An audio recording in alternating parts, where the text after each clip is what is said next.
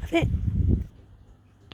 I know this video is going to be pretty long, so I'm going to try and finish it up and maybe do another one if anyone's got any more questions about them. But I should say overall, basically, if you went down and bought these Egos, you wouldn't be unhappy with them. I had a few funny messages from certain people saying that these were trash and garbage. Listen, they're not trash, they're not garbage. If it breaks next week, I'll change my opinion on that.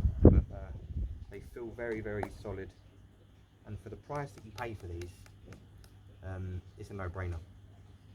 The fact that I had 3 of these and I can buy 6 of these, if I could do it all over again, I might have done it differently. But I do want to try their blower. I think their handheld blower is pretty good. Their strimmer situation's a little bit weird. They've only got one strimmer that turns the right way, which is anti-clockwise. They only make one that does that, which is a bit weird. I'll give that a go. And their combi unit. I'm quite interested in their battery mower as well. Give that a go, because I don't know if a lot of people know, but they're bringing out a rear roller kit for their battery mower, which is a godsend. So that's interesting. If you've got the money, it's definitely got to be this one. It's just a better machine, really.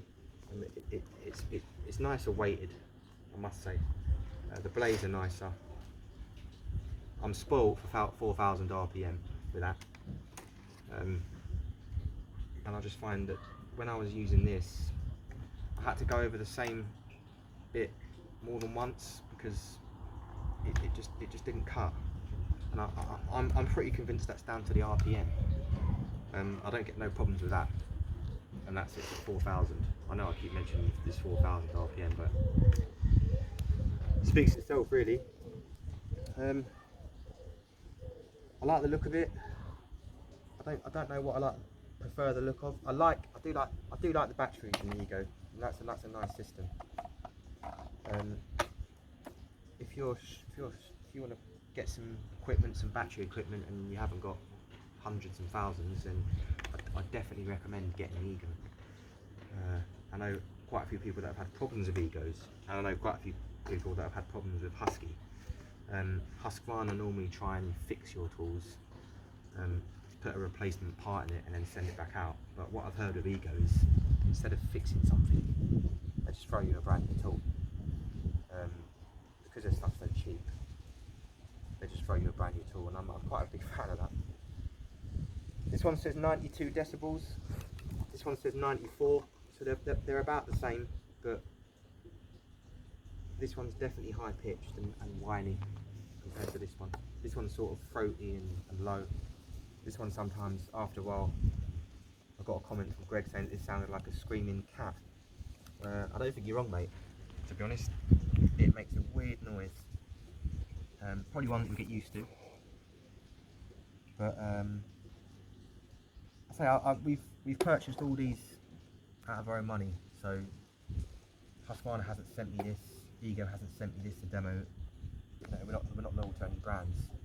I'm just a massive fan of Husqvarna and their equipment, and that's why I've got all their battery stuff. But when they start running out of warranty, I do get a little bit worried. So we literally thought, sod it, bought a rapid charger, bought the battery, bought the machine for less money than just that. Which, when you compare that, it is pretty surprising. This is double the price of this Ego, but I don't think it's double as good, if that makes sense. I think it all depends on where your dealers are. If you've got dealers that are close by, and maybe stick to the brands that your main dealer and your local dealers can help you with. We've got no one around that does these. Saying that, that's a lie. We've got a place in Barnet called Enfield Garden Machinery, and they're absolute dog shit. Don't go there, to Enfield Garden Machinery. The geezer that runs it is an idiot.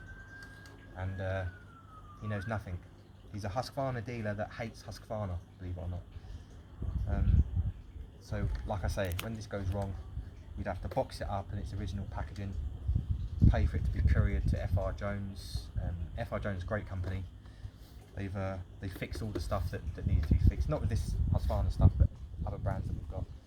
And they sort it out, but there is a couple of weeks turnover for that.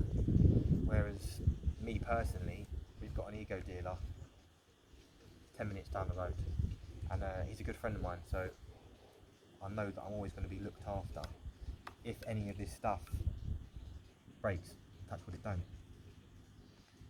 But yeah, I don't think I've got much more else to say other than the fact that if you're looking to buy some battery gear and go down the route of battery, you wouldn't be an idiot for going this direction, the Ego route, at all. I'm definitely gonna get some more stuff from Ego. As you know, these batteries fit all the machines, so take these out and throw them in the mower or the long reach. I don't think you'd want anything heavier in this hedge trimmer than that. And that's 2.5, like I say, and it's not heavy, but it's not light. So if you want a machine that you can just throw around the place, nice and nimble, I recommend a 2.5. This is the 51cm blade. They also make a 65cm blade. Husky's got a 60cm blade, but they also make a 70. I think 50's adequate. Like I say, it was only for sort of throwing around small hedges, so anything bigger than that is going to be quite cumbersome. But I do like it. I'm impressed with it. I think a couple of years ago, Ego, I sort of looked at their tools and thought, nah, shoddy. But I think they're on to their 3rd generation of stuff now, and each generation is getting better and better. So if you are wanting to go down the battery route, don't go Stihl. Don't bother and waste your time. You've probably got more hope with Stiga than Stihl. I think these two are the best. I mean, unless you've got an endless amount of money, you'd go Pelink. I haven't used any of their stuff yet, so I could use it and find it doesn't really work for me, but I'd say these two are definitely a good path to go down if you want to invest in battery gear. If I had to do it all again, I'd probably still get the Husqvarna stuff. I just think that if you are going from petrol to battery, you're going to be spending a lot of money anyway. So you might as well just go all out. If you just want to try and get the Husky gear, if you just want to try out a little bit here and there, this is the way to go. Ego. This whole machine with the rapid charger was cheaper, and the battery was cheaper than just that. So when you put it like that into perspective, it does shock you. But I'll probably use this a little bit more, and then touch base with it again in maybe a month or so, and update you on any sort of pros, cons, the good, the bad and the uglies of them. But we've been running Husqvarna coming up for 2 years now, and I wouldn't change it for anything. But I wouldn't say no to having a few of these in the van. But if there's anything else you want me to go over, send me a message, and maybe I'll make another video and add some bits in there that you request. But I know it's getting a bit long now. I think it's about half an hour this video, so I'll leave you to it. But thanks for watching, and take care.